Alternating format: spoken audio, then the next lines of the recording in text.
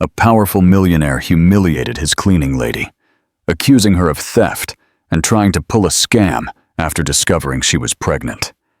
He threw her out of his life and sent her away like she was trash. 5 years later, at a gala event, he was surprised to see the same woman walk onto the stage to receive an important award. But she wasn't alone. Beside her were 4 children with features identical to his.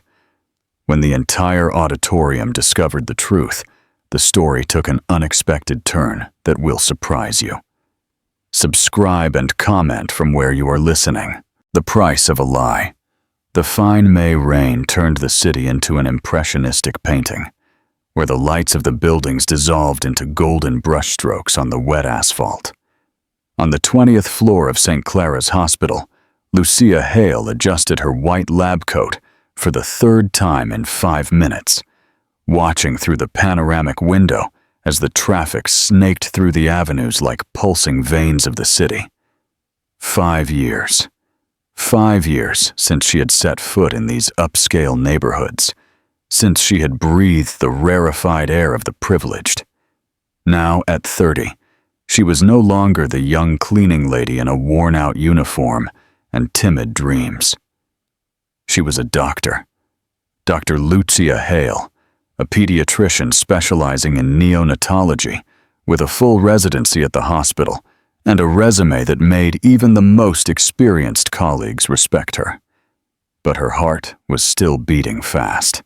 "Mom, are you nervous?" The crystalline voice of Livia brought her back to the present.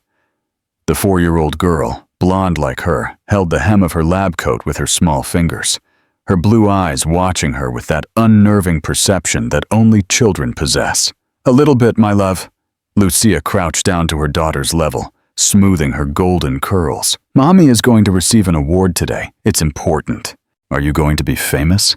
asked Caleb, appearing next to his sister. The boy had unruly brown hair and dark eyes that, at times, made Lucia's heart give a painful lurch. The resemblance was undeniable. "Not famous, my love. Just recognized for my work." Lucas, always the most observant of the 4, frowned as he adjusted the small tie of his child-sized suit. "It's because of the Mother's Project, right, Mom? The one you keep explaining on the phone?" Lucia smiled, touched by the attention her children paid to her work. The Mothers of the Future project had been born from her own experience, a medical and psychological assistance program for single mothers in vulnerable situations, offering everything from free prenatal care to daycare during work shifts. In 2 years, it had already served more than 500 families. "Exactly, and you are my biggest inspiration for all of this."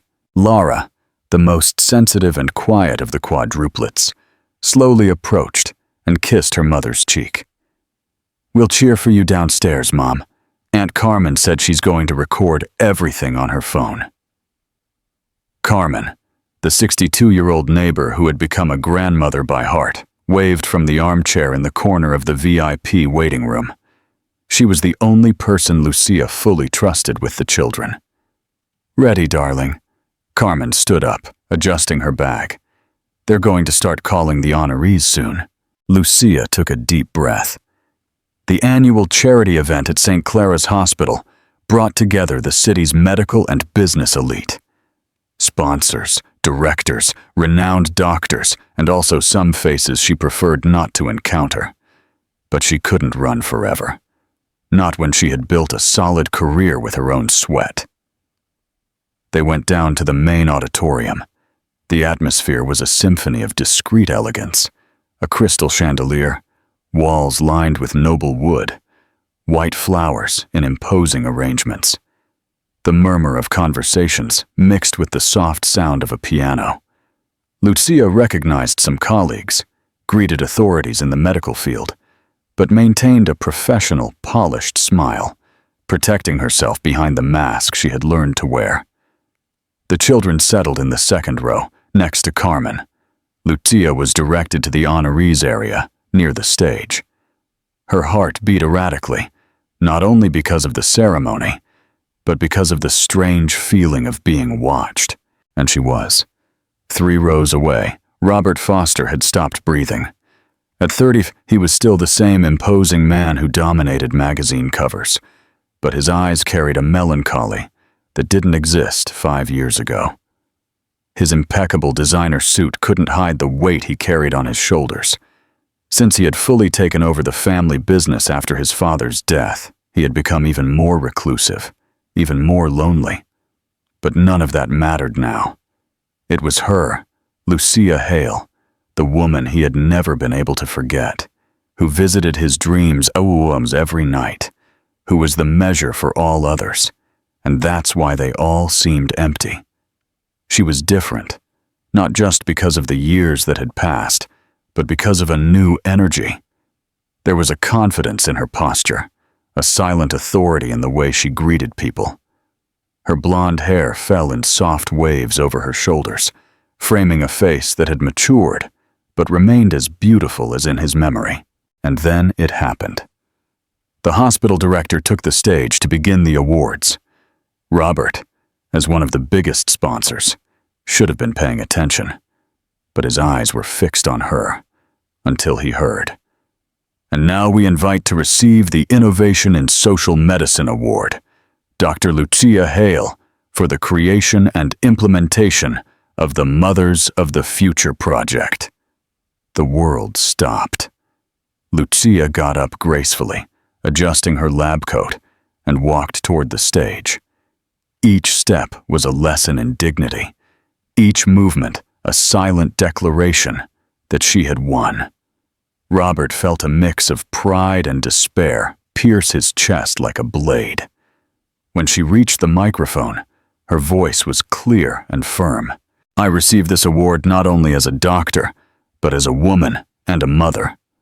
The Mothers of the Future project was born from the understanding that motherhood in a vulnerable situation should not be a sentence of poverty or abandonment, but an opportunity to build a better future. Every mother served by our program represents an entire family that will have access to dignity, health, and hope. Robert swallowed hard.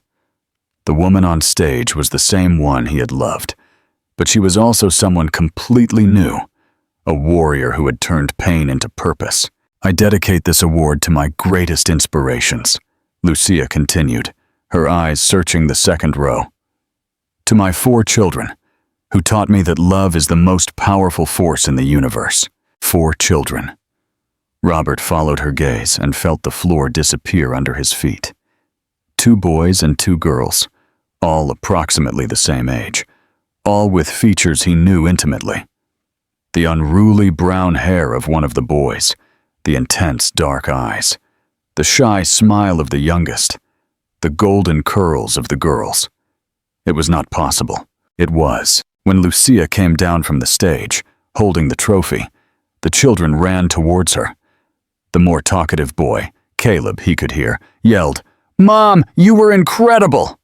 "Everyone clapped," the older blonde girl said, showing Carmen's phone. "We're proud of you, Mom," the other boy, more reserved, whispered. And the youngest, the one with the golden curls, simply clung to Lucia's leg, hiding her face in the lab coat. Robert was standing, without realizing it. The people around him were congratulating each other, talking, laughing. But he remained motionless, watching the scene from a distance. His chest burned as if he had swallowed fire. 5 years ago. The math was cruel and precise. Lucia must have felt the weight of his gaze because she turned in his direction. For a moment that felt like an eternity, they stared at each other across the auditorium. Robert saw her face harden, her shoulders tighten. She said something to the children, took the hand of the youngest girl, and started to walk toward the exit. He couldn't let her leave again. Robert moved through the people, apologizing, trying to reach her. But when he got to the main hall, she was already in the elevator, surrounded by the 4 children and the elderly woman. Their eyes met one last time before the doors closed. What he saw in her eyes was not anger. It was fear, and maybe sadness. Robert stood there, in the middle of the luxurious hall, while people passed him, chattering about the event. He needed air. He needed to think. He needed answers. Outside the hospital, he leaned against the cold wall and pulled out his phone. He called his lawyer. "Marcos, I need you to find everything about a doctor. Dr. Lucia Hale. Address, workplace, academic history, everything. It's urgent. I need it by tomorrow morning." He hung up and remained there under the fine drizzle, watching the city lights. 5 years of regret, 5 years of fruitless searching, 5 years of believing she had disappeared forever. And now she was there. A doctor, a mother, independent. And maybe, just maybe, the children were his. What do you think of this dramatic reunion? What will Robert do next? Chapter 2. The secret, meanwhile. In the simple but cozy apartment in Villa Maddalena, Lucia tried to maintain her normal routine. She helped the children take a bath, brushed each of their teeth, read the usual bedtime story. But her hands trembled slightly as she folded the towels. "Mom," Lucas said, appearing at the door of the room in his pajamas. "Who was that man who was looking at us at the hospital?" Lucia paused, the towel halfway to the drawer. "What man, honey?" "The one in the dark suit. He was looking at you in a strange way, and then he looked at us." The boy frowned. He seemed sad. "It must have just been a coincidence, my love. There were a lot of people at the event." Lucas watched her with that penetrating look he had inherited, along with his dark eyes. "Mom," his voice came out lower, almost a whisper. "Do we have a dad?" The question hit Lucia like a punch to the stomach. She slowly turned to her son, trying to maintain a serene expression. "Why are you asking that now, Lucas?" "Because at school everyone talks about their dad, and we never do. You just say we're your family, and that's enough. But sometimes I wonder, does he exist? Where is he?" Lucia knelt down in front of her son, holding his small hands. "You do have a father, yes, but it's complicated, my love. Sometimes adults make mistakes, they get hurt, and they drift apart." "Does he know we exist?" The simple question carried a weight that almost brought her down. Lucia closed her eyes for a moment. "No, Lucas, he doesn't know." "Why?" "Because when you were babies in my belly, things happened that separated us, and I thought it was better to raise you alone." Lucas processed the information with the seriousness of a child who had matured too early. "But now that we're big, couldn't he know?" Lucia opened her mouth to answer, but she couldn't.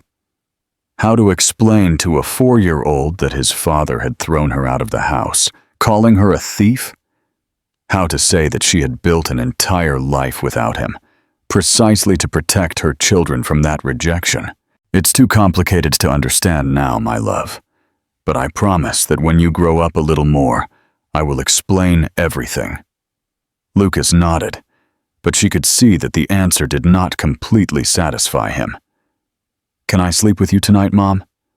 "Of course you can." Later, with Lucas sleeping beside her and the trophy gleaming on the nightstand, Lucia stared at the ceiling in the dark. The reunion had been inevitable. She had always known. The city was big, but the social and professional circles, especially in medicine, ended up crossing paths. She hadn't imagined it would be so difficult. Seeing Robert there, impeccable as always, had awakened a flood of emotions that she struggled to keep buried. She was no longer the same 25-year-old who had fallen madly in love with her boss. She was a woman who had cried alone during childbirth, who had spent nights awake with 4 crying babies while studying for college exams, who had built a brilliant career carrying her children on her hip. But a part of her, a small and stubborn part she hated, still remembered the taste of his kisses, the feeling of safety in his arms, the whispered promises in the dark. No, she thought firmly. I'm not going back to being that person. Lucia turned on her side, pulling up the blanket. Tomorrow would be a new day. She had appointments, surgeries to attend, meetings about the project's expansion. There was no time for ghosts of the past. But as she fell asleep, she couldn't stop the image of Robert's dark eyes, so similar to Lucas's and Caleb's, from invading her dreams. And a few blocks away, in a luxurious penthouse overlooking the city, Robert remained awake on the balcony, a glass of untouched whiskey in his hands, watching the city lights blink like fallen stars. Tomorrow, he thought. Tomorrow, he would find out the truth, even if it cost him everything he had built in those 5 years to forget Lucia Hale, even if it destroyed what was left of his heart. Chapter 3. The Truth and the Lie. St. Clara's Hospital woke up with the usual morning bustle. Lucia adjusted her stethoscope while reviewing the charts of her young patients, but her concentration was fragmented. 3 weeks had passed since the event, and the feeling of being watched had not left her. Flowers arrived daily at the reception desk, always accompanied by the same card. With respect and admiration, RF. She donated them to other hospital departments without even reading the notes that came with them. Dr. Lucia, the secretary's voice sounded hesitant at the door of the office. There's someone who wants to talk to you. He says it's personal. Lucia looked up from her papers, a cold shiver running down her spine. Who is it? Robert Foster. He's been in the reception for 20 minutes. No. Lucia closed her eyes, taking a deep breath. She had imagined this moment would come, but she was not prepared. Not there, in her territory, in the place where she had built her reputation and credibility. Dr. Lucia, the secretary spoke again, more quietly. He's accompanied by a boy. He seems to have brought him for a consultation. Lucia's blood ran cold. She got up quickly and went to the window overlooking the reception area. There he was, elegant, even in casual clothes, talking quietly to a boy of about 8, who was holding his stomach with an expression of pain. It wasn't a setup. The child was really sick. You can send them in, she sighed, resigned. Minutes later, Robert entered the office holding the boy's hand. His eyes met hers immediately, and it was as if 5 years disappeared in the blink of an eye. He was thinner. Some lines of expression marked his face, but the magnetism was the same. Thank you for seeing me, he said. His voice was hoarser than in her memory. This is Guilherme, the son of one of my employees. He's had abdominal pain for 2 days. Lucia approached the boy, kneeling to be at his height. Hi, Guilherme. I'm Dr. Hale. Can you tell me where it hurts? The boy pointed to the right side of his abdomen, and she immediately recognized the classic signs of appendicitis. While examining the child, she felt Robert's gaze burning her back. You need to take Guilherme to the emergency room immediately, she said, turning to Robert. It's acute appendicitis. He's going to need surgery. The genuine concern on Robert's face surprised her. He knelt beside the boy. It's going to be okay, champ. The doctor is going to take care of you, all right? While she arranged the transfer and called the surgical team, Lucia watched as Robert reassured the child. There was a kindness there that she vaguely remembered, buried under layers of resentment. Can I talk to you? He asked, when Guilherme was taken away by the nurses. Please. Lucia hesitated. Part of her wanted to send him away, to protect the peace she had won. But another part, a part that annoyed her deeply, wanted to hear what he had to say. 5 minutes. They sat on the couches in the office, a safe distance between them. Robert moved his hands, clearly nervous. I know I have no right to be here, he began. I know I hurt you in a way that may be unforgivable, but I need you to know I never stopped looking for you. Why would you do that? Lucia's voice came out colder than she intended. Because I realized my mistake? Because I found out the truth about Irene 2 years after you left? And because I could never forget you? Lucia felt her chest tighten, but she kept her expression neutral. You found out the truth? One of the security cameras that I didn't know existed caught Irene planting the jewelry in your closet. His voice trembled slightly. Lucia, I fired her on the spot. I almost prosecuted her. But you had already disappeared, and I didn't know how to find you. The silence stretched between them, heavy with 5 years of hurt and unsaid words. Your children? He said finally. They are mine. Stop! Lucia cut him off, standing abruptly. Your 5 minutes are up. Lucia, please. No. She turned to face him, her eyes shining with a contained fury. You think you can show up here after 5 years, with flowers and apologies, and that I'm just going to forget? You called me a thief. You humiliated me. You threw me out as if I were trash. Robert stood up too, his face contorted with pain. I know, and I know I don't deserve forgiveness. But if they are my daughters, Caleb, Lucia's voice went up a notch. You still doubt me. That's not it. It's just, I need to be sure. I need to know if I can be their father. You had your chance to be a father. You lost it when you decided not to trust me. Lucia headed for the door, but his voice made her stop. I love you. The words floated in the air like a confession torn from his chest. Lucia turned slowly. You loved, she corrected, her voice breaking.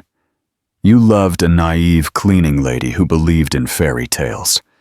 That person no longer exists. I love the woman you've become too. The doctor, the mother, the warrior, everything you are. Get out, she whispered. Please. Robert hesitated for a moment, then nodded slowly. I'm not going to give up, Lucia. Not on you. Not on them. When he left, Lucia leaned against the closed door, her legs trembling. Part of her had wanted to hear those words for years of lonely nights, but another part, the part that had learned to protect itself, knew that love alone was not enough to heal certain wounds. 2 weeks later, the storm arrived. Lucia was preparing breakfast when her phone exploded with notifications. Messages, calls, comments on social media she didn't even know existed. Carmen came running, her face pale, holding a magazine. Darling, you have to see this. The cover of a gossip magazine displayed an old photo of Lucia in a cleaning uniform, entering Robert's mansion, next to a recent photo of her at the hospital event. The title screamed, Cleaning Lady, Doctor, and Opportunist. The scandal of Robert Foster's ex. The text alleged that Lucia had a clandestine relationship with Robert 5 years ago, that she got pregnant on purpose, but was caught stealing valuable jewelry before she could complete the scam. It also stated that the quadruplets who accompanied Lucia to the hospital event were born exactly 9 months after she was fired. Mom! Caleb's voice sounded scared. The boy had appeared in the kitchen, followed by his siblings. Why is Aunt Carmen crying? Lucia quickly folded the magazine, but it was too late. The phone continued to ring incessantly. It's just work, honey. You have breakfast. We're already late. But in the middle of the morning, the school director called. Some parents had seen the article and were concerned. It would be best if the children stayed home until the situation calmed down. In the afternoon, the director of the private clinic where Lucia worked part-time called her for an awkward conversation. Her contract would be temporarily suspended until the misunderstanding was cleared up. When she got home, she found journalists at the door of the building. She had to enter through the garage like a fugitive. Lucas, always observant, stared at her during dinner. "Mom, are you sad because of those men with cameras downstairs?" "It's work, my dear. It will pass." "They said your name several times," Livia said, playing with her food. "And they said a bad word." Lucia's heart broke. She had built an entire life to protect her children, and now they were exposed to this. That night, after putting the children to bed, Lucia locked herself in the bathroom and cried as she hadn't cried in years. 5 years of hard work, of building a reputation, of fighting to be respected, all destroyed by a lie. 3 days later, when she thought the worst was over, the twist came. Carmen knocked on the door, out of breath, holding her cell phone. "Lucia, you have to see this." The screen showed the country's most accessed news portal. The headline made Lucia's world spin. Video: Housekeeper confesses to framing fake theft. Lucia Hale is innocent. The video had been recorded on the security cameras of the Foster mansion 3 days earlier. It showed Robert confronting Irene in the office, and she, clearly agitated, confessing everything. "Yes, I planted the jewelry in her closet. That tramp was trying to steal you from me. I deserve to be by your side, not her. I gave my life for this house." The full confession was there. The revelation that she had planted the evidence, lied about seeing Lucia stealing, and manipulated the situation out of an unhealthy jealousy. In a few hours, the video had gone viral. The hashtags, #Justice for Lucia and that Irene is exposed, dominated social media. Journalists who had previously attacked her were now calling, asking for interviews to tell her side of the story. But the person who knocked on her door at the end of the day was not a reporter. "Lucia." Robert was standing in the hallway, his face marked by exhaustion. "Can we talk?" She let him in, but kept her distance. He looked around the simple but cozy apartment. The children's drawings on the fridge, the toys organized in the corner of the living room. "I didn't know," he said, without mincing words. About her second confession, about what she said to the press. "You didn't know, or you didn't want to know." "When I found out she had leaked the story, I confronted her immediately. I had no idea she would continue to attack you." Lucia sat on the sofa, too tired to stand. "What do you want, Robert?" "I want to make it right. I want to help clear your name publicly. You want to feel less guilty?" He stopped, as if he had been slapped. "Maybe, but I also want to meet my children." "How are you sure they're yours?" "Because I saw them. Because in their eyes I recognize my own. Because you would never lie about something like that." Lucia watched him for a long moment. There was sincerity there, but also desperation. "They don't know who you are," she said finally, "and I don't know if I'm ready for that conversation.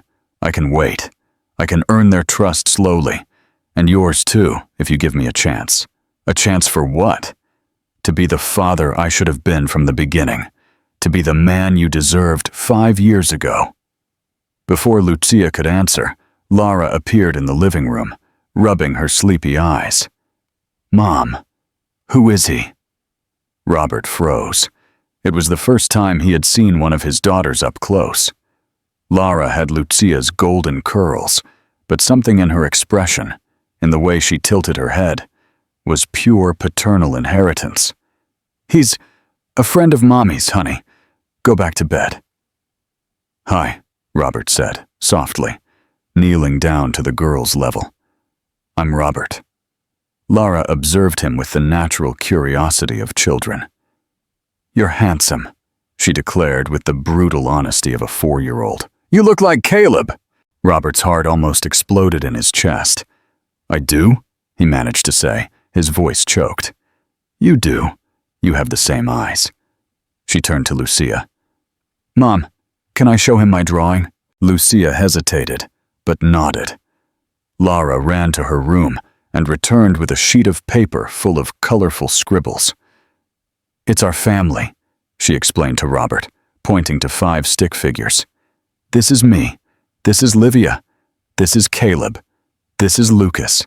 And this is Mommy. We are complete like this. Robert swallowed the lump in his throat as he looked at the drawing. 5 people. A family that had formed without him. It's very beautiful, he managed to say. You draw very well. Lara smiled proudly and ran back to her room. Robert remained kneeling on the floor, his hands trembling slightly. She's perfect, he whispered. All of them are perfect. They are, Lucia agreed, her voice softer than she intended. And they deserve stability. No more scandals. No more pain. I know. He stood up slowly. But they also deserve to know their father. Lucia closed her eyes. She knew this moment would come, but she was not prepared for the complexity of the feelings that invaded her. Seeing Robert with Lara had awakened something she had fought to keep buried. I need time, she said finally. As much time as you need, Robert said, heading for the door but stopping before he left. Lucia, thank you for raising them alone, for being both father and mother at the same time, for becoming this incredible woman. After he left, Lucia sat on the couch where moments before Lara had shown him the drawing. A complete family, the girl had said. But was it really complete? Or had a piece always been missing? And for the first time in 5 years, Lucia allowed herself to imagine what it would be like if that piece finally found its place. Even knowing that some puzzles, once broken, never fit back together in exactly the same way. What do you think will happen next? Will Lucia be able to forgive Robert? What will Robert do to earn their trust back? Chapter 4. The Path to Forgiveness. 3 months after Irene's confession, Lucia's life had returned to a more normal rhythm. The private clinic had rehired her with formal apologies. The hospital had offered her a promotion, and the children had returned to school without being harassed by curious people. But the most significant change was Robert's visits. They started timidly, supervised. An afternoon in the park on Saturdays, always with Lucia present. Robert arrived with books, games, and small gifts that were not too ostentatious, but carried genuine affection. Caleb was the first to give in. The boy had inherited his father's fascination with cars, and when Robert showed up with a detailed model of a classic Mustang for them to assemble together, the boy's eyes lit up in a way Lucia hadn't seen in a long time. Is it just like the one you have in your garage? Caleb asked, fitting a tiny piece. Very similar. Maybe one day you can see it up close. Really? The enthusiasm was impossible to contain. Lucia watched from the park bench, her heart aching. Seeing Robert with their son was like watching 2 versions of the same person at different ages. The patience, the way he explained each step, the way Caleb naturally snuggled up next to him. Lucas was more difficult. The observant boy had noticed the changes in the routine, the whispered conversations between his mother and Carmen, the tension that still existed when Robert came for visits. "Mom," he said one morning, while getting his school backpack ready, "is Robert our father?"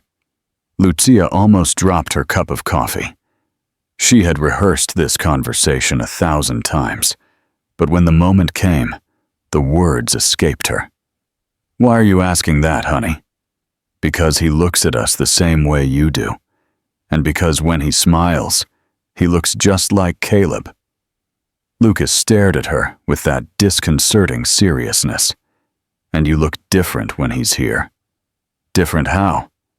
"Sad and happy at the same time." The children's perception never ceased to surprise her. Lucia knelt down in front of her son. "Yes, Lucas, Robert is your father. Why didn't he live with us?" Because sometimes adults make mistakes, my love. Mistakes that hurt a lot, and Mommy needed to raise you alone to protect you from that. Lucas processed the information carefully. But now he wants to be our real dad? He's trying to learn how. And you're going to let him?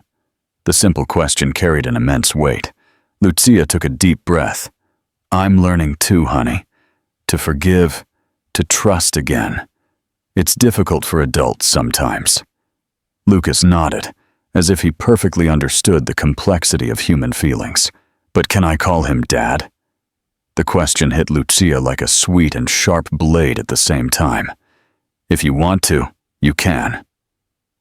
That afternoon, when Robert came for his weekly visit, Lucas approached him with characteristic determination. Hi, Dad. Robert stopped mid-motion, as if he had received an electric shock. His eyes filled with tears that he struggled to hold back. Hi, son, he managed to say, his voice choked. And when Lucas let himself be hugged, Lucia had to turn away, so no one would see her own tears. Livia and Laura were won over little by little. Livia, through books. Robert discovered that she loved stories and started bringing her illustrated volumes, reading to her with different voices for each character. Laura, more sensitive, was won over through music. Robert had played the piano in his youth, and when he found a small abandoned keyboard in the park, he started teaching simple melodies to the girl. Dad, Laura said one afternoon, as she plunked out a simple song, are you going to live with us? The question echoed in the almost empty park. Robert looked at Lucia, who was pretending to be engrossed in a medical book. I would love to, but I need your mom to forgive me first. Forgive what? Things that happened before you were born. I hurt your mom, and she needs to be sure that I won't hurt her again. Laura frowned, thoughtful. But you don't seem mean. Sometimes good people do bad things, Princess, and when that happens, they need to work very hard to show they've changed. And are you doing that? I'm trying. Laura smiled, as if the explanation made perfect sense. Then I think Mom will forgive you soon. She's good at forgiving. Robert smiled, but when he looked at Lucia, he saw that she had stopped pretending to read. She was watching them with an expression that was impossible to decipher. Chapter Feed the Wedding and the Future. The final shift came on a late October morning. Lucia was awakened by loud crying from the girls' room. Laura had a high fever, was vomiting, and her small body was shaking violently. It was a febrile seizure. Carmen, she yelled, picking up her daughter. Call a taxi. But before Carmen could move, the phone rang. It was Robert. Lucia, I'm sorry to call so early, but I was passing by the building on my way back from a meeting and saw the lights were on. Is everything okay?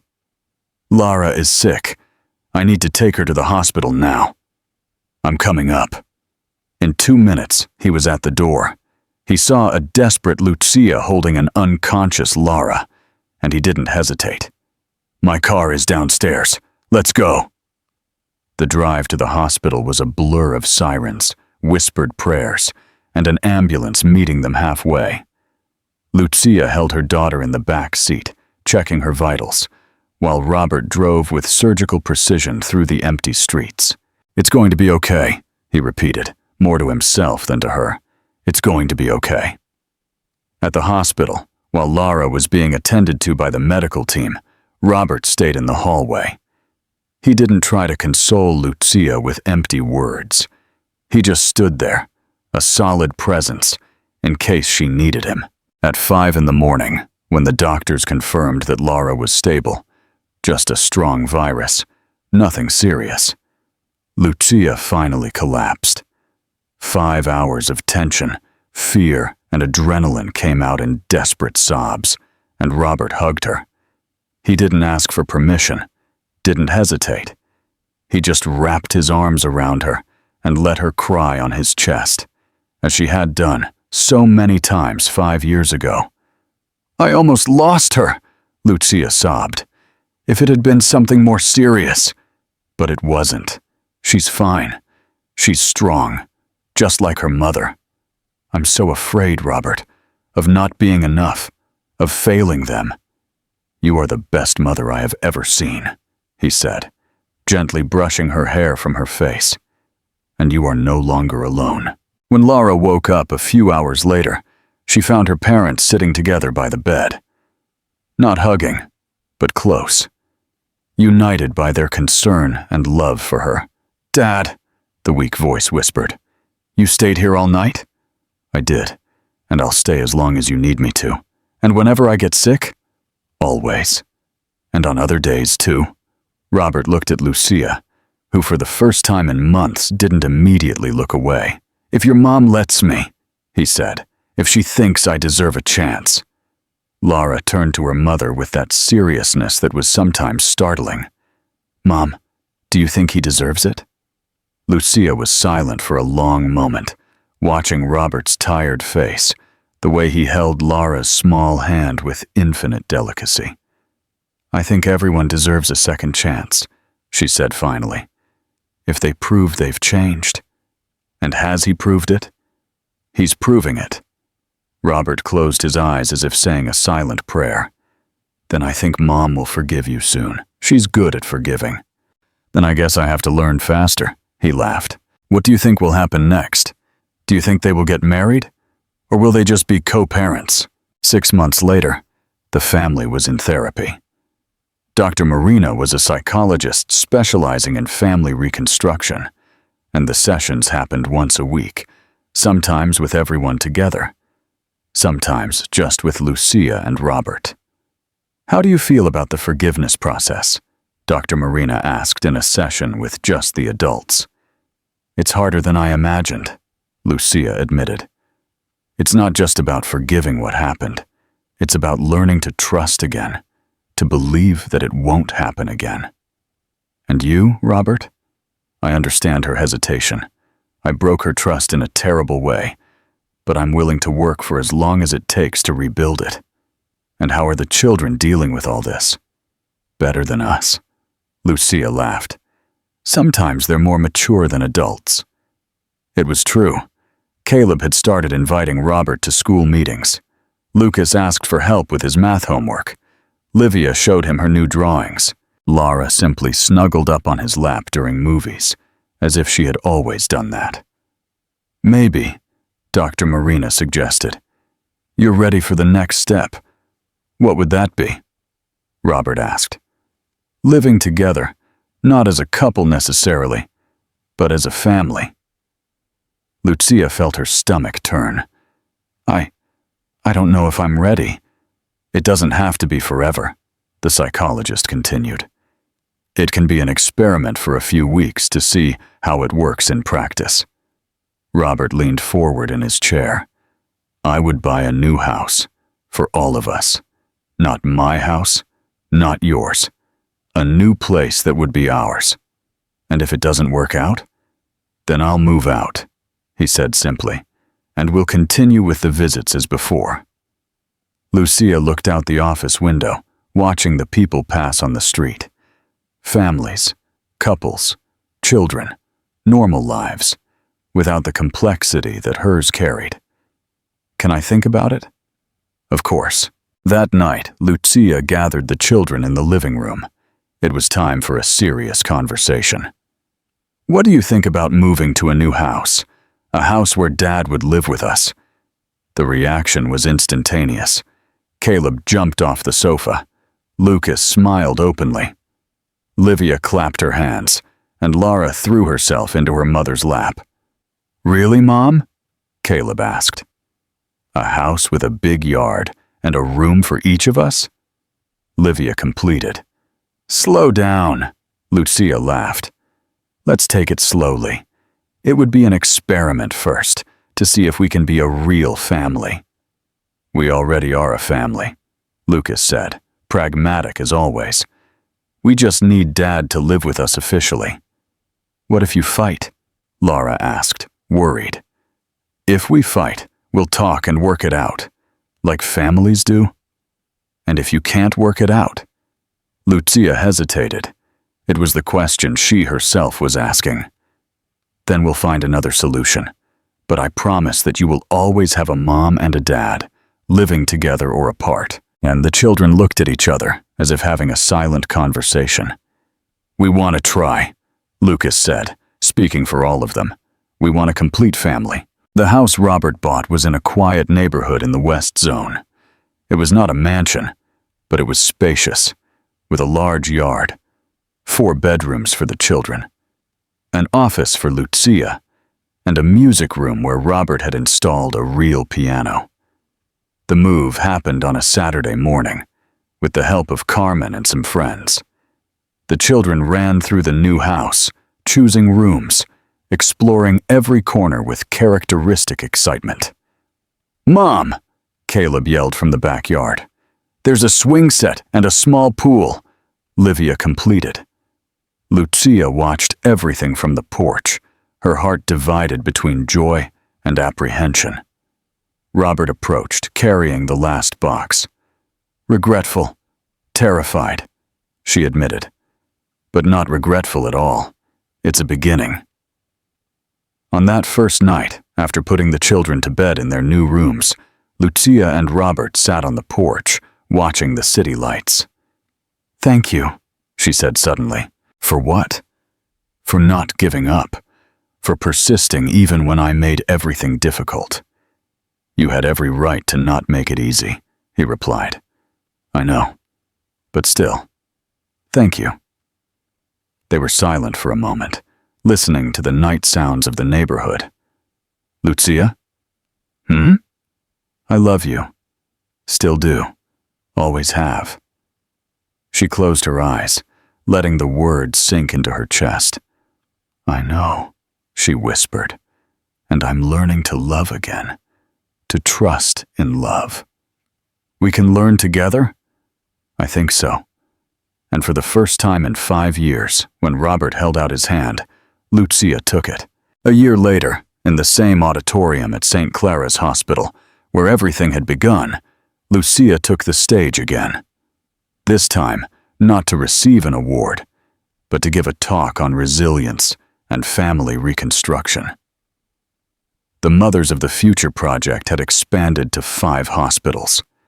Lucia had become a national reference in social medicine, and her personal story, which she shared with courage and transparency, inspired women across the country. "The second chance," she said into the microphone, looking out at the packed auditorium, "is not about forgetting the past. It's about transforming pain into wisdom, mistakes into learning, and mistrust into a more mature and conscious trust." Forgiveness is not a single act. It's a daily choice. And when we choose to forgive, we are not just freeing those who hurt us. We are freeing ourselves to live fully again. In the front row, the 4 children watched her with pride. Caleb wore a small tie just like his dad's. Lucas held a notebook where he was writing down his mother's important lines. Livia held a sign that read, "My mom is amazing." And Lara held Robert's hand, who couldn't take his eyes off Lucia. When the speech was over, to a round of emotional applause, Lucia came down from the stage. She expected to find her family in the hall, but they weren't there. She followed the sounds coming from the hospital's outer garden and stopped at the entrance, her heart racing. Robert was kneeling on the lawn, surrounded by the 4 children. In his hand, a small, blue box. "Lucia Hale," he said, his voice trembling with emotion. "You taught me that true love survives mistakes, that a family can be rebuilt on a stronger foundation, and that some people are worth any battle." The children were silent, but their smiles lit up their faces. "Do you want to marry us?" Caleb asked, breaking the protocol. Robert laughed, tears running freely down his cheeks. "Do you want to be my wife? And let me officially be the father of these 4 amazing people forever?" Lucia looked around. Some hospital staff had stopped to watch. Carmen was crying openly. Dr. Marina was filming everything on her cell phone. "Say yes, Mom," Livia encouraged. "Please," Lara completed. "You're taking too long," Lucas said, pragmatic as always. Lucia knelt down too, getting on the same level as Robert and the children. "Yes," she said simply. "I want to marry you. All of you." The kiss was accompanied by hugs from 4 excited children, laughter, tears, and applause from strangers who had stopped to watch. When they separated, Lara pulled on her mother's dress. "Mom, now we can make a new family drawing?" "Of course, my love. This time there will be 6 people." "6?" Lucia frowned. "There are 5 of us." Lara smiled with that mysterious wisdom that only children possess.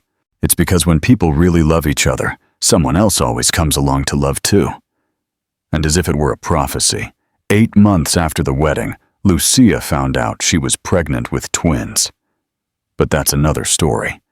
For now, it was enough to know that sometimes families break to rebuild stronger. That forgiveness is a superpower. That true love has no expiration date. And that when 2 people truly belong together, the universe conspires for them to find their way back to each other. Even if it takes 5 years. Even if they have to go through pain. Even if they have to learn that mature love is stronger than young love. Because it survived the storm. Epilogue. A new family. A year later, the laughter echoed in the house, mixing with the sound of water in the pool and the excited shouts of the children. It was a typical Saturday for the Foster family. Chaotic, noisy, and perfect. Lucia watched from the porch, gently rocking Peter in her arms, while his twin sister, Helena, slept in the stroller beside him. At 1 year and 3 months, the babies were the joy of the house. Peter had his father's intense dark eyes, and Helena's golden curls were starting to appear, a maternal inheritance. "Mom!" Caleb yelled from the pool, now 7 years old, and even more like Robert. "Dad said he's going to teach us how to change the oil in the car after lunch." "Only if you finish your homework first," she replied, smiling. Lucas emerged from the water, always the most responsible. "I already finished mine, and I helped Livia with math."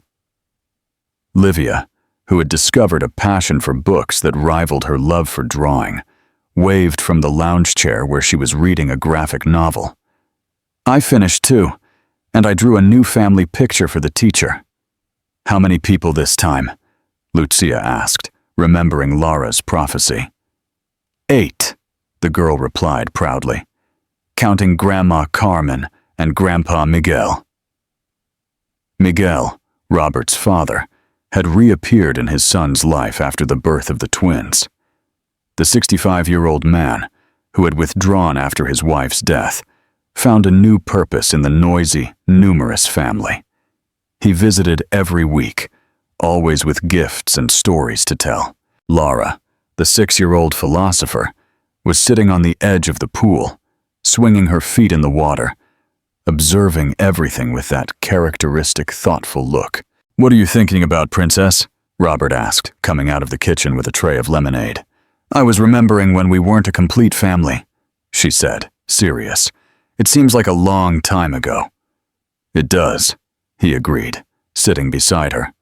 "Do you remember what it was like before?" "A little. I remember Mom was sad sometimes when she thought we weren't looking. And I remember you weren't there." Robert swallowed the lump in his throat.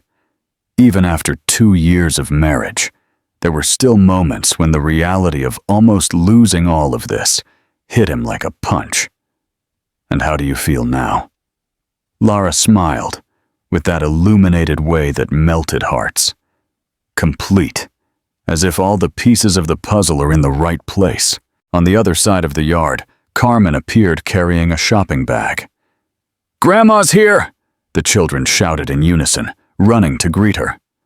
Carmen, now officially a grandmother of 6, had moved to a smaller house in the same neighborhood. At 65, she was more active than ever, helping with the babies and spoiling the older ones, with the experience of someone who had raised Lucia almost alone. "I brought ingredients for the chocolate cake you asked for," she announced, immediately surrounded by the children. "And I'm going to help make it," Livia said, always eager to learn new things. "Me too," Caleb insisted. "You're just going to make a mess of my kitchen," Carmen laughed. "But come on, let's make the biggest mess this house has ever seen." As the children ran inside with Carmen, Lucia and Robert were left alone on the porch with the babies. Peter had fallen asleep in his mother's lap, and Helena was slowly waking up, making those adorable noises that babies make. "Can you believe it?" Robert asked, sitting next to his wife. "Believe what?" "All of this. Our life. 2 years ago, I thought I had lost you forever." Lucia snuggled into her husband's shoulder, breathing in the familiar scent that now comforted her instead of bringing back painful memories. "Sometimes it feels like a dream," she admitted, "especially when I look at them and see how happy they are." "And you? Are you happy?" The question came in a whisper, as if he still feared the answer. "Happier than I ever thought possible," she answered sincerely. "Not a naive happiness like before, a conscious happiness, built day by day, with work, with a lot of work. Remember our first fight after we got married? About the dishes," he laughed.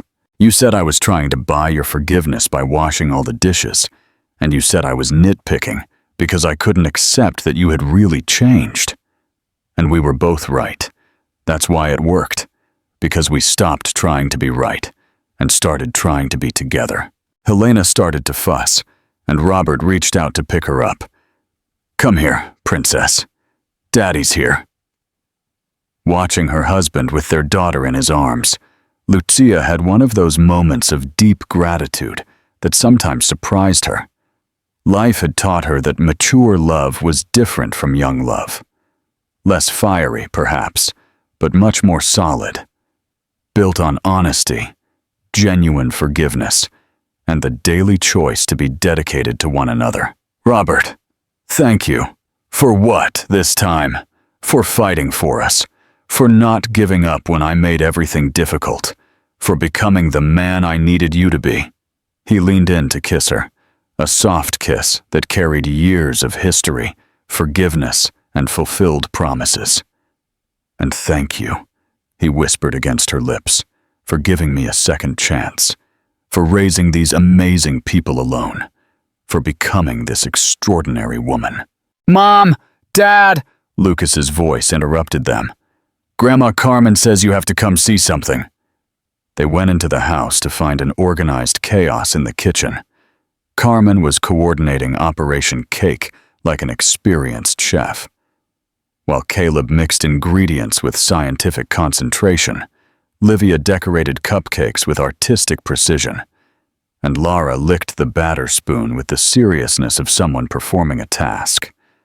"Look what we made," Livia said, showing them a cupcake decorated with blue and yellow frosting. "They're our family colors." "Family colors?" Lucia asked, intrigued. "Yeah," Caleb explained. "Blue for Dad's, Lucas's, and my eyes. Yellow for your hair, Livia's, and Laura's." "What about the babies?" Robert asked. "Oh, they're the mix of everything," Lara said philosophically. "Peter has the blue eyes, but he's going to have brown hair. Helena's going to have yellow hair, but blue eyes too. They're proof that we're a real family." Lucas completed. "All different, but alike in what matters." Carmen wiped her hands on her apron, her eyes shining with emotion. "You know what makes me happiest in all of this," she said. "Seeing that you two didn't just find each other again. You became better people together." "What do you mean, Grandma?" Livia asked. "Your mom has always been strong, but now she's learned to accept help. And your dad has always been determined, but now he's learned to be patient. Together, they are more complete. That night, after putting all the children to bed, a process that now involved 6 beds, 3 different stories, and at least 4 cups of water, Lucia and Robert met again on the porch. The sky was starry, and the silence of the neighborhood wrapped around them like a hug. "What are you thinking about?" he asked. "How funny life is. 5 years ago, if someone had told me I'd be here, married to you, with 6 children, I would have thought it was impossible. And now I can't imagine it being any other way." Robert pulled her closer, and she snuggled into his lap, as she had learned to do again. "Lucia, I love you. Not just what you were, or what you became. I love what we became together." "I love it too," she whispered. "I love our mess, our chaos, our 6 impossible children, our life that never stops." "And would you love something else?" he asked with a playful tone she knew well. "Robert Foster," she said, pulling away to look him in the eyes. "Don't tell me you're thinking about more children. I'm just asking hypothetically. 6 children, Robert, 6. But Lara said that when people really love each other, someone else always comes along." "Lara is 6 years old." He laughed, kissing the top of her head. Okay. 6 is perfect." "It is perfect," she agreed. And it was. In the house, the children slept peacefully, dreaming of adventures and cupcakes. The babies breathed softly in their cribs.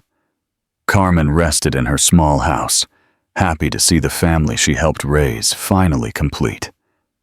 And on the porch, under the stars, 2 hearts that had been lost and found again beat in the same rhythm, planning not for more children, at least not yet, but for more years of happiness built day by day with patience, forgiveness, and unbreakable love. Because in the end, they had learned the most important lesson of all. True families are not perfect. They are resilient. They don't avoid storms. They learn to dance in the rain. And when they looked to the future that night, they saw only infinite possibilities of love, laughter, and a happiness that, this time, they were sure was there to stay. I hope you enjoyed this version. Let me know if you want more.